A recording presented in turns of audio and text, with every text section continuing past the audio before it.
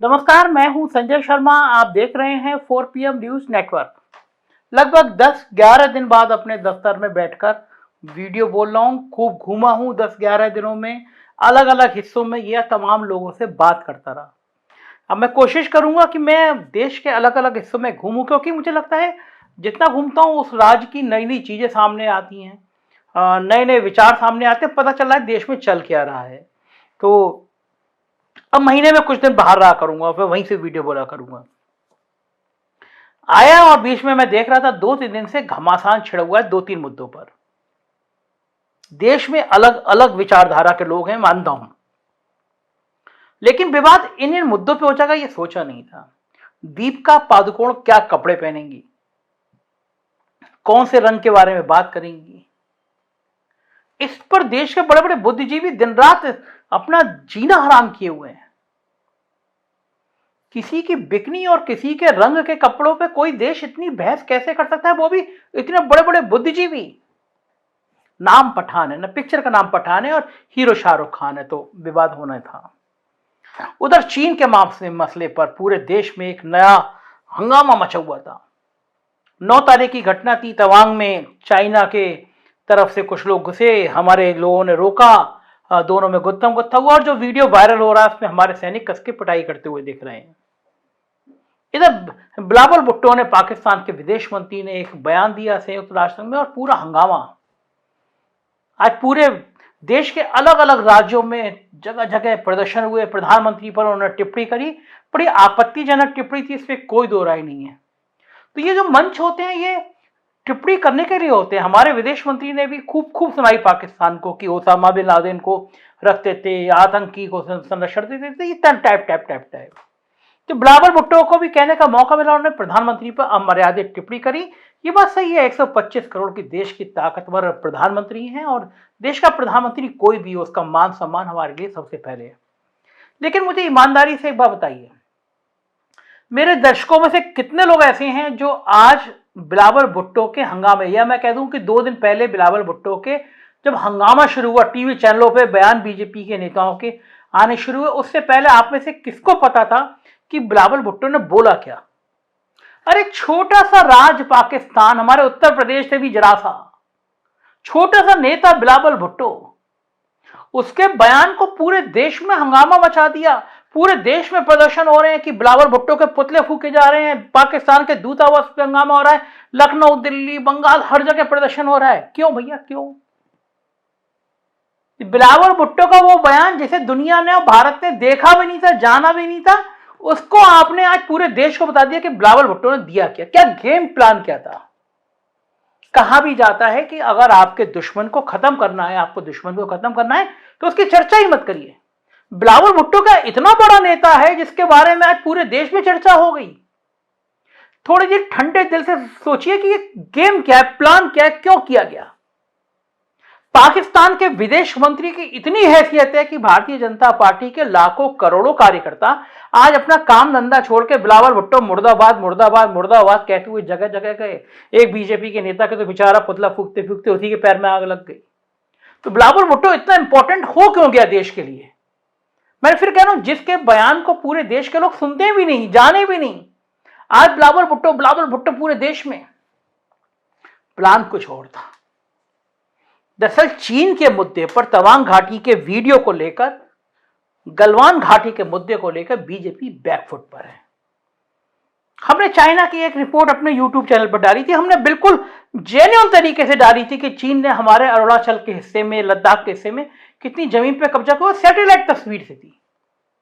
लेकिन देश की हुकूमत, देश की सरकार डरती है कि चीन के ऊपर, पाकिस्तान के ऊपर बात न की जाए। पाकिस्तान पे तो आप कुछ भी बात कर लीजिए, क्योंकि गरीब की जोरू सबकी भौजाई, उसकी तो कोई हैसियत ही नहीं है, हम जब चाहता है धमका लेते हैं। लेकिन चीन हमारे साथ क्या कर रहा है ये देश को पता ना चले। बिल्कुल जेन्युइन रिपोर्ट थी हमारी, लेकिन देश के सूचना प्रसारण मंत्री अनुराग ठाकुर जी ने हमारे लिए यूट्यूब चैनल में शिकायत करी और हमारे चैनल को राजद्रोही बताया कि साहब देखिए 4 PM ने चाइना के एक नक्शे पे ये बात करी है।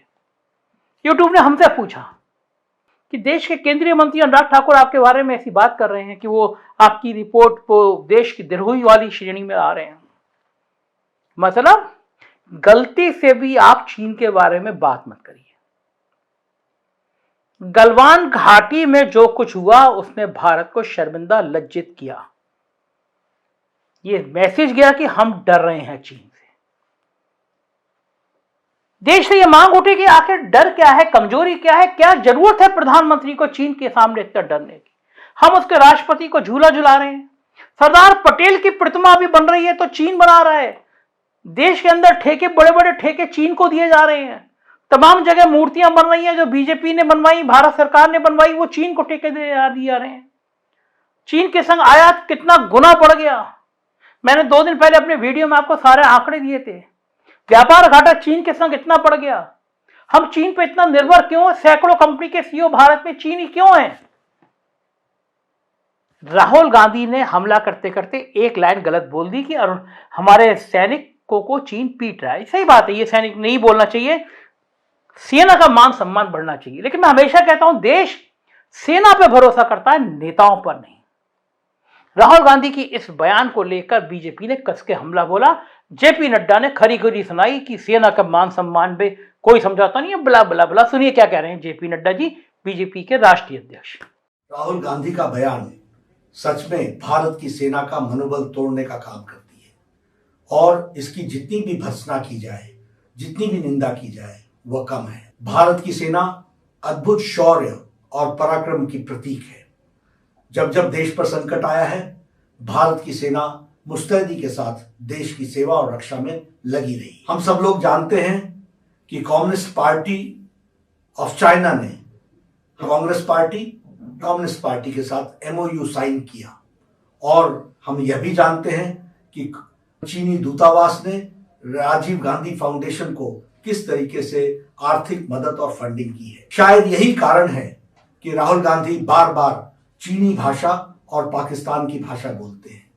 हम सब लोगों को यह भी याद रखना चाहिए कि जब भारत की फौज डोकलाम में मुस्तैदी के साथ खड़ी थी, उस समय चुपचाप चीनी दूतावास में राहुल गांधी चीनी अधिकारियों के साथ गुपचुप बातचीत कर रहे थे। यह बताता है कि उनकी राष्ट्रभक्ति कितनी प्रश्न चिन्ह के साथ घिरी हुई है। हम सबको यह भी पता है कि उन्होंने सर्जिकल स्ट्राइक और पुलवामा पर भी प्रश्न उठाए थे। यह बताता है कि वह भारत की भाषा नहीं बोलते हैं, वह भाषा बोलते हैं जो पाकिस्तान बोलता है। मैं पुनः ऐसे बयान की निंदा करता हूं, भर्त्सना करता हूं और सच में यह देश के लिए राहुल गांधी की मानसिकता को दर्शाता है। यह उनके मानसिक दिवालियेपन का नतीजा है, ऐसा मैं मानता हूं। लेकिन जब चीन पे विवाद बढ़ा, जेपी नड्डा जी भले ही कहें राहुल गांधी ने ऐसा किया वैसा किया, लेकिन सोशल मीडिया पे लाइन अलग गई कि भाई हो क्या रहा है, तो तुरंत बात नेहरू पे आ गई। अगर नेहरू नहीं होते तो हम संयुक्त राष्ट्र में सुरक्षा समिति का मेंबर होते और हम हमारी सीमा में चीन घुस नहीं पाता। 1962 में हमारी सेनाओं में क्या हुआ, नेहरू ने क्या किया। इस देश में सबसे बड़ी समस्या तो नेहरू है। अगर आपके पड़ोस का मेन होल का नाला भी खुला होगा ना, तो इन लोगों का बस चले तो कह दे कि इसके लिए नेहरू जिम्मेदार है। देश की जितनी चीजें उसके लिए नेहरू जिम्मेदार है। लेकिन जब ये बहस आगे बढ़ी, लोगों ने पूछा नेहरू जी जो कर गए, लेकिन आज के हालात में क्या हो रहा है? क्यों चीन लगातार हमारी सीमाओं में घुसा आ रहा है? राहुल गांधी ने मीडिया को भी नहीं छोड़ा। जो विवादित बयान था राहुल गांधी के, एक बार सुनिए उन्होंने कहा फिर मीडिया को कि मीडिया की हिम्मत नहीं है चीन पे बात करने की। सुनिए राहुल गांधी ने क्या कहा। That I bet you that the press will not ask me a question on China. I said मैं आपसे शर्त लगा लेता हूं कि प्रेस वाले आज सब सवाल पूछेंगे, आगे पीछे दाएं बाएं, यात्रा, सचिन पायलट, अशोक गहलोत, सब पूछेंगे। मगर चाइना के बारे में एक सवाल नहीं पूछा जाएगा। जिन्होंने 2000 स्क्वायर किलोमीटर हिंदुस्तान का उठा लिया, जिन्होंने हिंदुस्तान के 20 जवानों को शहीद किया, जो हमारे जवानों को अरुणाचल प्रदेश में पीट रहे हैं, मैंने कहा हिंदुस्तान की प्रेस मुझसे इनके बारे में एक सवाल नहीं पूछेगी। सच था। अब ये राहुल गांधी का बयान था कि चीन पे बोलने की हिम्मत नहीं है तो अपने कौन आता, कौन भक्त होता, बताइए, आप खुद बताइए। मैं लाइन बोलूं उससे पहले आपके दिमाग में एक ही भक्त का नाम आएगा, तिहाड़ जेल के रिटर्न सुधीर चौधरी जी का, जो 2000 के नोटों पे चिप ढूंढ रहे थे। तो वो अपना ब्लैक एंड व्हाइट शो लेकर आ गए। बेचारे ने आज तक जैसे चैनल का कबाड़ा कर दिया। जो साख थी देश की वो अजय सुधीर चौधरी को लाने के बाद साख तार तार हो गई। तो वो 1 घंटे तक आज सुधीर चौधरी अपना विलाप करते रहे कि चीन इसलिए आया क्योंकि नेहरू जिम्मेदार थे, नेहरू ने ये किया, नेहरू ने वो किया। मुद्दा यह कि चीन को लेकर देश में वातावरण तैयार होने लगा। G20 देश में चीन के राष्ट्रपति जिस तरह जा रहे थे, हमारे प्रधानमंत्री उठ के खड़े हो गए। उसने प्रधानमंत्री को और लज्जित किया और कहा, लोगों ने पूछा कि हम सोच रहे थे आप 56 इंच का सीना लेके, बड़ी बड़ी आंखें लेके, लाल लाल आंखें लेके चीन के राष्ट्रपति को धमकाने जाएंगे, लेकिन आप तो खुद उठ के भागते उनके हाथों में हाथ जोड़ के खड़े हो गए। तो प्रधानमंत्री जी का जब वो वीडियो वायरल हुआ तो बीजेपी की मजाक उड़नी शुरू हुई। बीजेपी को लगा कि चीन का मुद्दा ढकने के लिए पठान ज्यादा इंपॉर्टेंट है, तो सब पठान पे लग गए, दीपिका पादुकोण को लग गए। मध्य प्रदेश के गृह मंत्री ने फरमान जारी कर दिया, हम पठान को विचार करेंगे, रिलीज करनी है नहीं करनी है, यहाँ चलनी है नहीं चलनी है। बताओ, सेंसर बोर्ड की पास पिक्चर को प्रदेश का गृह मंत्री कह रहा है कि हम देखेंगे। मतलब एक सेंसर बोर्ड मुझे लगता है बीजेपी के राष्ट्रीय ऑफिस में होना चाहिए। सेंसर बोर्ड पास कर दे, फिर गृह मंत्री नरोत्तम मिश्रा जैसे लोगों को देखना चाहिए पिक्चर चलने योग्य है या नहीं है। तो इस बीच में जब कांग्रेस को ये लगा तो कांग्रेस की सुप्रिया शीने, फायर ब्रांड नेता है, वो भी आ गई और जयराम रमेश ने सवाल पूछे। मैं सवाल बढ़ के बता देता हूं सवाल क्या क्या है कांग्रेस के। पहला सवाल है, 20 जून 2020 को प्रधानमंत्री जी आपने ऐसा क्यों कहा कि पूर्वी लद्दाख के भारतीय क्षेत्र में चीन की ओर से कोई घुसपैठ नहीं हुई है। आपको याद होगा गोदी मीडिया चिल्लाती रही कि कोई घुसपैठ नहीं हुई है, कोई घुसपैठ नहीं हुई है, लेकिन बाद में हकीकत दूसरी थी। सैटेलाइट तस्वीरों से पता चला कि चीन काफी हिस्से में आ गया है। उसके बाद में चीन के सैनिक जब पीछे हटे तो उसी गोदी मीडिया ने कह दिया कि देखिए हमारी वजह से चीन के सैनिक पीछे हट गए। तो लोगों ने मजाक उड़ी कि जब कोई घुसा ही नहीं था तो पीछे कैसे हट गया। कांग्रेस का दूसरा सवाल है, आपने चीनियों द्वारा हमारे सैनिकों को पूर्वी लद्दाख की ऐसे हजारों वर्ग किलोमीटर क्षेत्र में गश्त करने की से रोकने की अनुमति क्यों दी, जहां हम मई 2020 से पहले नियमित रूप से गश्त कर रहे थे। बिल्कुल जेन्युइन सवाल है, देश को जानने का हक है कि आखिर क्या हुआ कि आपने चीनियों द्वारा हमारे सैनिकों को पूर्वी लद्दाख में हजारों वर्ग किलोमीटर में गश्त करने की अनुमति रोक दी। कारण क्या है बताना चाहिए देश को। तीसरा सवाल, 17 जुलाई 2013 को कैबिनेट द्वारा स्वीकृत माउंटेन स्ट्राइक कोर की स्थापना की योजना को ठंडे बस्ते में क्यों डाल दिया। यह माउंटेन स्ट्राइक कोर एक बनाई जाने का एक प्रस्ताव किया था यूपीए सरकार ने, तो ऐसे किसी मामले में हमारे फौजी सैनिक तैयार होते, एक्सपर्ट होते, लेकिन मौजूदा सरकार ने उसको ठंडे बस्ते में डाल दिया। चौथा सवाल है कि आपने चीनी कंपनी को पीएम केयर फंड में अंशदान की अनुमति क्यों दी। महत्वपूर्ण, बहुत महत्वपूर्ण सवाल है। पीएम केयर फंड को सूचना के दायरे में नहीं लाया गया, बड़ा गोपनीय रखा गया, बताया नहीं गया। जिस तरह अमित शाह जी ने कहा कि कांग्रेस ने चीन से एक शोध के लिए कई करोड़ रुपए लिए, उसी तरह कांग्रेस ने आरोप लगाया कि पीएम केयर फंड में आपने चीन से बहुत सारा रुपए लिया और पीएम केयर फंड के बारे में देश को जानकारी नहीं दी जा रही है। पांचवा सवाल, आपने पिछले 2 वर्षों में चीन से आयात को रिकॉर्ड स्तर तक बढ़ने क्यों दिया। बिल्कुल जेन्युइन सवाल है। मैंने भी आंकड़ों के साथ बताया था कि चीन से आयात रिकॉर्ड स्तर तक बढ़ता जा रहा है, हम चीन के गुलाम होते जा रहे हैं। हमारे पास कल पुर्जों से लेकर मूर्ति तक सब चीन बना रहा है, तो जाहिर है कहीं ना कहीं हम बैकफुट पर हैं। अगला सवाल था, आप इस बात पर जोर क्यों दे रहे हैं कि सीमा की स्थिति और चीन की ओर से हमारे समक्ष आने वाली चुनौतियों पर बहस ना हो। मैं वही कह रहा हूं, अगर हम सेना पे सवाल पूछने की बात करते हैं, हम ये कहते हैं ये वीडियो कब का है तो बता दीजिए, तो क्या गुनाह है। आईटी सेल एक वीडियो जारी कर रही है अरुणाचल प्रदेश का, बड़ा अच्छा लग रहा है। हमारे सैनिक किसी भी देश के सैनिक को पीट रहे हैं, अच्छा लग रहा है, लेकिन क्या ये पूछना गुनाह है कि ये कब का है। किरण रिजिजू ने जो फोटो डाला, आज कांग्रेस ने उसको ट्रोल किया, वो 3 साल पहले का फोटो आज वो डाल रहे हैं। तो ये भ्रम की स्थिति होकर होगी तो लोग सवाल नहीं पूछेंगे, भाई हकीकत तो बताओ। अगला सवाल, आपने शीर्ष चीनी नेतृत्व के अभूतपूर्व रूप से 18 बार मुलाकात करी। प्रधानमंत्री जी ने 18 बार मुलाकात करी, कांग्रेस का सवाल है। और हाल में बाली में शी जिनपिंग के साथ मिलाया। इसके तुरंत बाद चीन ने तवांग में घुसपैठ शुरू कर दी। उनकी तरफ से सीमा की स्थिति में एक तरफा बदलाव का प्रयास करना जारी है। आप उस मुद्दे पर देश को विश्वास में क्यों नहीं ले रहे। तो ये सवाल थे और सुप्रिया शीनेत ने राहुल गांधी की बात दोहराई। और अप्रत्याशित रूप से मैं ये कहूंगा, आप पिछले 3 सालों से देखिए राहुल गांधी जो जो कहते हैं वो हकीकत हो जाता है। ईश्वर करे इस बार जो का वो ना हो। उन्होंने कहा कि चीन हम पर हमले की तैयारी कर रहा है और हम चीन के संग दोस्ती कर रहे हैं। सुनिए सुप्रिया शीनेत क्या कहती हैं। राहुल गांधी जी ने कल वो सच बयां कर दिया जिस पर पर्दा डालने की लाख कोशिशें मोदी सरकार कर रही थी। उन्होंने चीन से गहराते हुए संकट का जिक्र करते हुए यह जरूर कहा कि चीन कुछ बड़ा करने की फिराक में है। चीन तैयारी करता हुआ दिख रहा है युद्ध की और मोदी सरकार इवेंट मैनेजमेंट में लगी हुई है। चित परिचित अंदाज में मोदी जी के गुर्गे, उनकी ट्रोल आर्मी, चरण चुंबक और सरकार के नुमाइंदे लग गए राहुल जी को अटैक करने में। लेकिन इससे समस्या का समाधान नहीं होगा। चीन से संकट गहरा है, और चीन से संकट गहरा इसलिए है क्योंकि आप सच्चाई पर लगातार पर्दा डाल रहे हैं। चीन से झड़प की खबरें आ रही हैं। अरुणाचल से आप ही के एमपी ने कहा है वहां पर शेल्टर बना लिए हैं चीन ने, आप ही के एमपी ने कहा है वहां पर गांव स्थापित कर लिए चीन में, आपके कान पर जू नहीं रेंग रही। लद्दाख में जहां तक हम गश्त करते थे वहां तक गश्त नहीं कर पा रहे।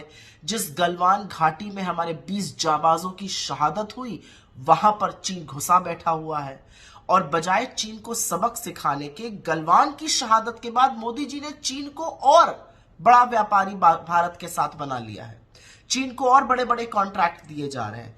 छोटी मोटी ऐप को बैन करने का काम किया जा रहा है, और 115 बिलियन डॉलर का चीन के साथ व्यापार किया जा रहा है, जिसमें सबसे ज्यादा वृद्धि गलवान की शहादत के बाद हुई है। तो कोई ये सवाल क्यों ना पूछे कि 18 बार आप मिले चीनियों से, आपकी असीम मोहब्बत है चीन से, तो क्या आप चीन पर चुप इसलिए हैं क्योंकि बेपनाह मोहब्बत है, या कहीं कोई और डर है?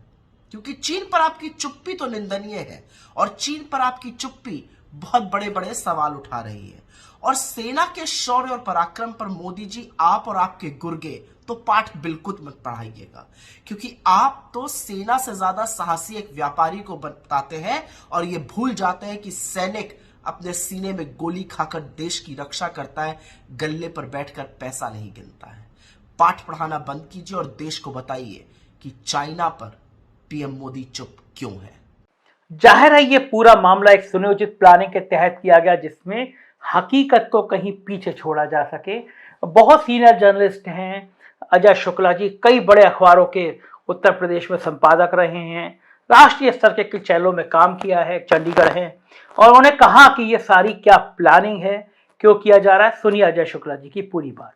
निश्चित रूप से बिलावल भुट्टो ने, जो पाकिस्तान के विदेश मंत्री हैं, उन्होंने जो संयुक्त राष्ट्र संघ में कहा, वो निश्चित रूप से मैं उसकी निंदा करता हूं, क्योंकि किसी देश के प्रधानमंत्री को कसाई और दूसरी चीज कहना उचित नहीं है। और वो हमारे प्रधानमंत्री है, इसलिए हमारे पद के हिसाब से वो हमारे देश के प्रधानमंत्री हैं, और उन्होंने जो भी गुजरात में किया वो दुनिया जानती है। लेकिन उस मुद्दे को लेकर के जिस तरीके से उन्होंने कहा वह उचित नहीं है। निश्चित रूप से कहा जाता है अतीत आपको परेशान करता है। नरेंद्र मोदी का यह अतीत है कि गुजरात में उन्होंने कसाई का काम किया, तो जो किया उस पर सच्चाई है। लेकिन जब संयुक्त राष्ट्र संघ में आप कह रहे हैं तो भारत का अपमान कर रहे हैं, और भारत का अपमान कर रहे हैं तो यह भारत के लिए निश्चित रूप से इसका विरोध होना चाहिए। लेकिन यह विरोध इस तरह से क्या है? क्या यहां पर आपके चिल्लाने से, दूतावास पे प्रदर्शन करने से कुछ हल होने वाला है? नहीं होने वाला है। इसको उचित मंच पर ही उठाइए। संयुक्त राष्ट्र संघ में भारत ने भी बहुत सारी बातें कही हैं, और जिस तरीके से आपने उनके देश के बारे में यदि कहा तो उन्होंने भी फिर आपके बारे में कहा, तो दोनों चीजें हैं। और इसलिए इसको जिस तरह से तूल दिया जा रहा है यह एक सवालों में, इसके साथ साथ एक और तूल दिया जा रहा है। वो तूल दिया जा रहा है कि दीपिका पादुकोण कौन सी चड्डी पहने हैं, कौन सा ब्रा पहने हैं, कि भगवा पहने हैं, ये पहने हैं, भगवा का अपमान। भगवा किस धर्म का है भाई? और ऑरेंज कलर किसी धर्म का ट्रेडमार्क नहीं है, और खासकर हिंदू धर्म का, क्योंकि हिंदू धर्म का वास्तविक वस्त्र सफेद है, व्हाइट। और यदि आप जाएंगे इतिहास में, उसको पढ़िए, धर्म को पढ़िए, तो उसमें सफेद वस्त्रों का इस्तेमाल होता था। यह कालांतर में होने लगा। यह तो यदि ऑरेंज और जिसे भगवा कहते हैं, यह वस्त्र जो थे वो बौद्ध धर्म के, तो ऐसी स्थिति में इन्हें इस तरीके से तो इस पर तूल दिया जा रहा है, प्रदर्शन किया जा रहा है, क्या क्या है, मतलब अजीब सी स्थिति। क्यों? ये सब साजिशन हो रहा है। और यह साजिश एक और बताऊं, बिलावल भुट्टो वाले मसले में बताऊं कि जिन दिनों में पंडित जवाहरलाल नेहरू प्रधानमंत्री थे और भारत और पाकिस्तान में तमाम बातों को लेकर क्लैश था, तो बिलावल भुट्टो के जो पूर्वज थे, उस समय भी भुट्टो साहब प्रधानमंत्री रहे, उस समय भी इस तरह के मसले उठे, इंदिरा जी के समय में भी उठे और फिर राजीव जी के भी समय में उठे। तो जिस तरीके से भुट्टो परिवार भारत के प्रति में भावनाएं रखता था, उसमें उसकी भारतीय जनता पार्टी जनसंघ से जो करीबी रिश्ते थे वह भी सवालों के घेरे में। तो ये सब चीजें जानबूझ के की जाती हैं जिससे वहां पर नैरेटिव गठित हो और उससे वो फायदा उठा सके, यहां नैरेटिव बने और यहां फायदा उठा सके। इसी तरह से जिस तरह से भगवा वस्त्र और इन सब चीजों को लेकर के हो रहा है, ये विरोध इस तरह से क्या है? क्या यहां पर आपके चिल्लाने से, दूतावास पे प्रदर्शन करने से कुछ हल होने वाला है? नहीं होने वाला है। इसको उचित मंच पर ही उठाइए। संयुक्त राष्ट्र संघ में भारत ने भी बहुत सारी बातें कही हैं और जिस तरीके से आपने उनके देश के बारे में यदि कहा तो उन्होंने भी फिर आपके बारे में कहा। तो दोनों चीजें हैं और इसलिए इसको जिस तरह से तूल दिया जा रहा है यह एक सवालों में। इसके साथ साथ एक और तूल दिया जा रहा है, वो तूल दिया जा रहा है कि दीपिका पादुकोण कौन सी चड्डी पहने हैं, कौन सा ब्रा पहने हैं, कि भगवा पहने हैं, ये पहने हैं, भगवा का अपमान। भगवा किस धर्म का है भाई? और ऑरेंज कलर किसी धर्म का ट्रेडमार्क नहीं है और खासकर हिंदू धर्म का, क्योंकि हिंदू धर्म का वास्तविक वस्त्र सफेद है, व्हाइट। और यदि आप जाएंगे इतिहास में, उसको पढ़िए, धर्म को पढ़िए, तो उसमें सफेद वस्त्रों का इस्तेमाल होता था। यह कालांतर में होने लगा। यह तो यदि ऑरेंज और जिसे भगवा कहते हैं, यह वस्त्र जो थे वो बौद्ध धर्म के। तो ऐसी स्थिति में इन्हें इस तरीके से तो इस पर तूल दिया जा रहा है, प्रदर्शन किया जा रहा है, क्या क्या है, मतलब अजीब सी स्थिति। क्यों? ये सब साजिशन हो रहा है। और यह साजिश एक और बताऊं, बिलावल भुट्टो वाले मसले में बताऊं कि जिन दिनों में पंडित जवाहरलाल नेहरू प्रधानमंत्री थे और भारत और पाकिस्तान में तमाम बातों को लेकर क्लैश था, तो बिलावल भुट्टो के जो पूर्वज थे, उस समय भी भुट्टो साहब प्रधानमंत्री रहे, उस समय भी इस तरह के मसले उठे, इंदिरा जी के समय में भी उठे और फिर राजीव जी के भी समय में उठे। तो जिस तरीके से भुट्टो परिवार भारत के प्रति में भावनाएं रखता था, उसमें उसकी भारतीय जनता पार्टी जनसंघ से जो करीबी रिश्ते थे वह भी सवालों के घेरे में। तो ये सब चीजें जानबूझ के की जाती हैं जिससे वहां पर नैरेटिव गठित हो और उससे वो फायदा उठा सके, यहां नैरेटिव बने और यहां फायदा उठा सके। इसी तरह से जिस तरह से भगवा वस्त्र और इन सब चीजों को लेकर के हो रहा है, तो ये सब समझ लीजिए इसलिए हो रहा है क्योंकि चीन लगातार भारत में अतिक्रमण कर रहा है, भारत की जमीनें दबा रहा है और भारत की उसने 2000 वर्ग किलोमीटर से अधिक की जमीन पर कब्जा कर लिया है पिछले चंद सालों के अंदर। और इसके अलावा वहां पर वो जिस तरीके से आक्रामक तरीके से उसने बस्तियां बसा ली हैं और बहुत सारी चीजें कर ली हैं, सारी चीजें चल रही, उस कारण से मोदी सरकार हिली हुई है। मोदी सरकार हिली हुई है क्योंकि राहुल गांधी की भारत जोड़ो यात्रा ने पूरे देश में ही नहीं दुनिया में धमाल कर रखा है। दुनिया इस पर सवाल पूछ रही है। तो ऐसी स्थिति में अपनी नाकामियों को छुपाने के लिए भारतीय जनता पार्टी, उसके संगठन इसी तरीके के ड्रामा कर रहे हैं और पहले भी करते रहे, यही इनका इतिहास है। इसलिए इससे सावधान होने की जरूरत है, समझने की जरूरत है। तो दोस्तों, आपने देखा कि चीन, पाकिस्तान, दीपिका पादुकोण, पठान, शाहरुख खान, इन सबकी खिचड़ी कॉकटेल 72 घंटे से आपको परोसी जा रही है।